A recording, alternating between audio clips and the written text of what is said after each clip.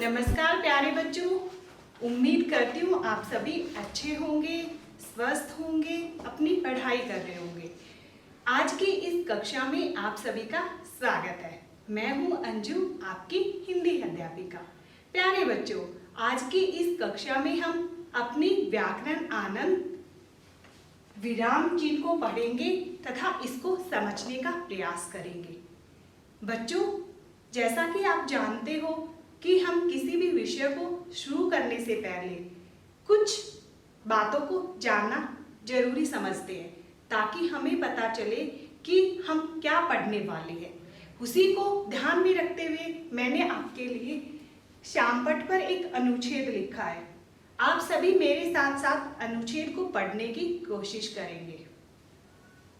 हे भगवान, वह कहाँ चला जाता है? अरे भाई रमन, तुम कहाँ जा रहे हो? तुम कहाँ हो? क्या कर रहे हो?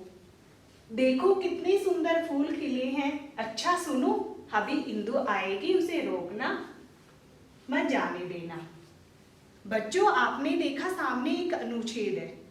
अनुच्छेद में हमने कहीं पर भी किसी भी तरह के चिन्हों का प्रयोग नहीं किया। हमने बात सीधी लिख दी, लेकिन यहाँ पर हमें पता ही नहीं चल रहा कि जो शब्द समूह हमने यहाँ ऊपर लिखा है उसमें क्या बात कही जा रही है, किस तरीके से कही जा रही है, कौन किसको ढूंढ रहा है, कौन किसको बुला रहा है, इंदु जाएगी या उसे रोकना है, कुछ समझ नहीं आ रहा। इसके लिए हमें क्या करना है? अगर हम ऐसे ही इस अनुच्छेद को लिखा रहने दें, हम इस पर किसी भी तरह का कोई भी विराम चिन्ह का प्रयोग ना करें, तो क्या ये आपको समझ आ जाएगा? हमें समझ ही नहीं आ रहा कहाँ पर क्या बात कही गई है। एक बार इसको सही करते हैं और सही करने के बाद देखते हैं कि इसमें कहाँ पर कौन से विराम चिन्ह का प्रयोग किया गया है। चलिए इसको सही करते हैं, देखते हैं कि इस पर कहाँ पर किस चिन्ह का प्रयोग किया गया है। सबसे पहले हे भगवान, यहाँ पर हम रोक देंगे। हे भगवान, वह कहाँ चला जाता है? कहाँ चला जाता है प्रश्न पूछा गया है। अरे भाई रमन, तुम कहाँ हो? फिर से प्रश्न पूछा गया है। क्या कर रहे हो? फिर से प्रश्न पूछा गया है। चलिए आगे देखते हैं। देखो कितने सुंदर फूल खिले हैं। अच्छा सुनो, अभी इंदु आएगी, उसे रोकना मत जाने देना। बच्चों, आपने देखा, अब हमने यहाँ पर अपने शब्द समूह में, अपने अनुच्छेद में हमने विराम चिन्हों का प्रयोग किया है। उसके बाद हमें समझ आ रहा है कहाँ पर क्या पूछा गया है, क्या बात कही गई है। अब हम अपने अनुच्छेद को एक बार दोबारा से देखते हैं। हे भगवान, वह कहाँ चला जाता है? पूछा गया है कि वह कहाँ गया। अरे भाई रमन, तुम कहाँ हो? क्या कर रहे हो? रमन से पूछा जा रहा है कि तुम कहाँ हो और क्या कर रहे हो। देखो कितने सुंदर फूल खिले हैं। अच्छा सुनो, अभी इंदु आएगी, उसे रोकना मत जाने देना। यहाँ पर रमन को ढूंढा जा रहा है। जब तक हमने विराम चिन्हों का प्रयोग नहीं किया था, हमें नहीं समझ आ रहा था रमन को ढूंढा जा रहा है या किसी और को। अब हमने यहाँ पर अपने शब्द समूह में हमने विराम चिन्हों का प्रयोग किया है। अब हमें अच्छे से समझ आ रहा है कि रमन के बारे में पूछा जा रहा है कि रमन कहाँ हो, क्या कर रहे हो। ये सारी चीजें रमन से पूछी जा रही है। उसके बाद इंदु आएगी, इंदु आ रही है, उसे रोकना है, मतलब उसे वहां पर रोकना है, मत जाने दो, जाने नहीं देना। यहाँ पर अब हमारा वाक्य स्पष्ट हो रहा है कि हमें इंदु को रोकना है, जाने नहीं देना। तो बच्चों, इस अनुच्छेद में हमने जिन विराम चिन्हों का प्रयोग किया, अपनी बात को अच्छे से दूसरे के सामने रखने के लिए, जब हम वाक्य के बीच में थोड़ा रुकते हैं, जिन संकेतों के माध्यम से हम अपनी बात समझाते हैं, वही विराम चिन्ह होते हैं। और आज हम विराम चिन्ह पढ़ने वाले हैं। तो बच्चों, सबसे पहले बात करेंगे कि विराम का अर्थ क्या होता है। जब तक हमें अपने विषय का अर्थ समझ नहीं आता, तब तक हमारा ज्ञान अधूरा होता है, हमें अच्छे से अपना विषय समझ नहीं आता। तो उसके लिए सबसे पहले हमें अर्थ जानना आवश्यक है। तो विराम का अर्थ होता है रुकना। जब हम कोई भी वाक्य बोलते हैं या कोई भी अपनी बात कहते हैं, तो बीच में हम जब रुकते हैं, एक बात खत्म होने के बाद हम थोड़ा रुकते हैं, फिर आगे बढ़ते हैं। तो उसके लिए जो बीच में जो ठहराव आया, जब हम रुके, तो रुकते समय हमने जिन चिन्हों का प्रयोग किया, जिन संकेतों को माध्यम बनाया, उसे ही हम विराम चिन्ह कहते हैं। चलिए बच्चों, एक बार परिभाषा देख लेते हैं कि विराम चिन्ह की परिभाषा क्या होती है।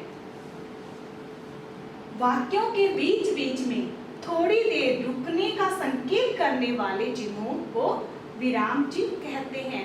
जैसा कि मैंने अभी आपको बताया था कि जब हम वाक्य के बीच में रुकते हैं, थोड़ी देर के लिए रुकते हैं, और रुकने के लिए जिन संकेतों का प्रयोग करते हैं, जैसा कि आपने यहाँ देखा, हमने यहाँ जिन संकेतों का प्रयोग किया, हमने कहीं अल्प विराम लगाया है, कहीं प्रश्नवाचक चिन्ह लगाया है, कहीं विस्मयादि बोधक चिन्ह लगाया है।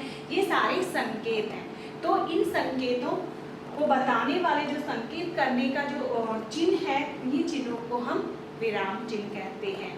बच्चों, आपको परिभाषा अच्छे से याद करनी है। याद करके अपने पेरेंट रजिस्टर में इसको लिखित अभ्यास करना है, लिखकर देखना है। एक बार परिभाषा को फिर से देखते हैं। वाक्यों के बीच बीच में थोड़ी देर रुकने का संकेत करने वाले चिन्हों को विराम चिन्ह कहते हैं। बच्चों, विराम चिन्ह को जानने के बाद हम बात करते हैं कि विराम चिन्ह कितने प्रकार के होते हैं।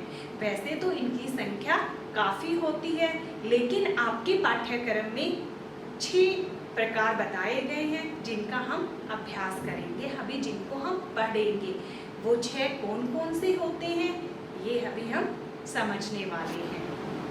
चलिए बच्चों, अब हम विराम चिन्ह के प्रकार के बारे में बात करते हैं। विराम चिन्ह की, जैसा कि मैंने अभी बताया था, 6 प्रकार होते हैं। हमारे पाठ्यक्रम में 6 प्रकार दिए हुए हैं। तो आज हम उनको अच्छे से समझेंगे कि कौन कौन से हैं। सबसे पहले बात करते हैं पूर्ण विराम। पूर्ण विराम का मतलब, जो ये चिन्ह होता है, इसे हम पूर्ण विराम कहते हैं।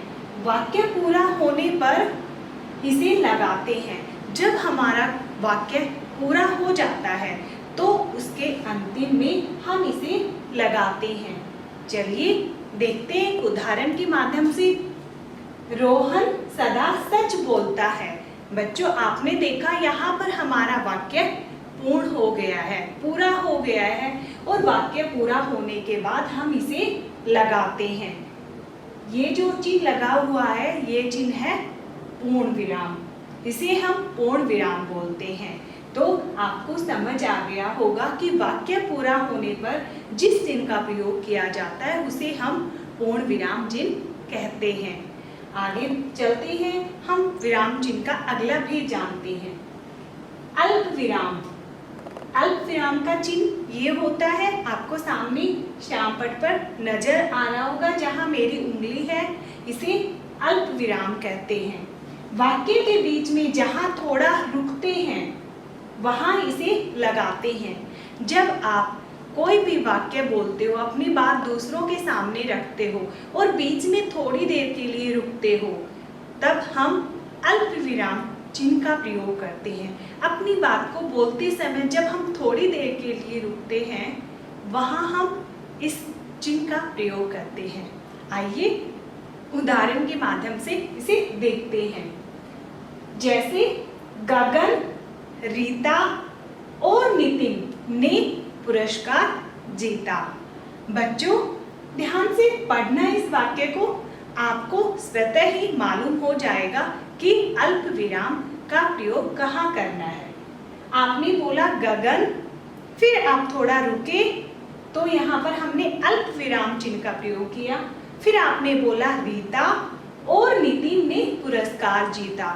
जब आप वाक्य को बोलते हुए थोड़े समय के लिए रुकते हैं तब वहां पर जिस चिन्ह का प्रयोग करेंगे उसे अल्प विराम कहते हैं।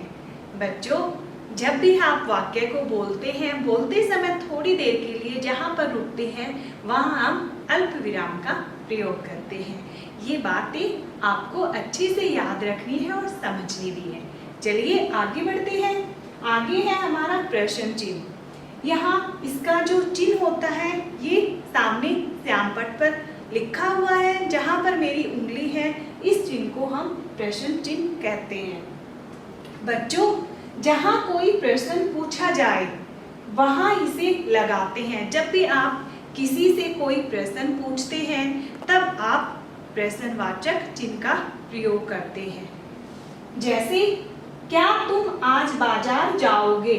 जब आपने यहाँ देखा बाजार जाओगे, यहाँ पर प्रश्नवाचक चिन्ह का प्रयोग होता है। बच्चों, आप जब भी अपने वाक्य का प्रयोग करते हैं वहाँ पर जिस भाव से आपने चीज सीखी, जो आपने विराम चिन्ह के भेद जाने हैं उस पर उसी तरह से प्रयोग करना है। अब आपने देखा क्या तुम आज बाजार जाओगे, यहाँ पर अंत में आपको प्रश्नवाचक चिन्ह का प्रयोग करना होता है। तो आपको पता चल गया, जब आप किसी से कोई भी प्रश्न पूछेंगे तो वहां पर प्रश्नवाचक चिन्ह का प्रयोग करेंगे। आगे चलते हैं, आगे बात करते हैं हम। जो हमारा अगला भेद है वो है उद्धरण चिन्ह। इसका संकेत होता है, इसका जो चिन्ह होता है वो ये होता है, किसी की बात को जो का त्यों कहने के लिए इसे लगाते हैं। मतलब अगर किसी ने कोई भी बात कही है और उसी बात को आप उन्हीं शब्दों में जो का त्यों दोहराते हैं, वहां पर उद्धरण चिन्ह का प्रयोग किया जाता है। जैसे गांधी जी ने कहा था सदा सत्य बोलो। मतलब जो गांधी जी की बात थी, जो गांधी जी हमेशा कहते थे कि सदा सत्य बोलो, उस बात को जो का त्यों ही रखा है। अब किसी की बात को जो का त्यों बोलने के लिए या लिखने के लिए हम उद्धरण चिन्ह का प्रयोग करते हैं।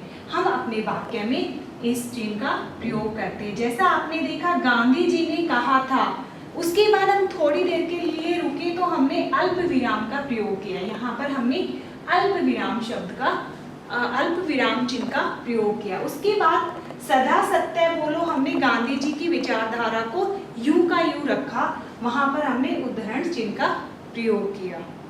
आगे चलते हैं। आगे विस्मयादि बोधक चिन्ह। विस्मयादि बोधक चिन्ह का ये वाला चिन्ह होता है, इसे हम विस्मयादि बोधक चिन्ह कहते हैं। आश्चर्य, खुशी, शोक आदि का भाव प्रकट करने के लिए इसे लगाते हैं।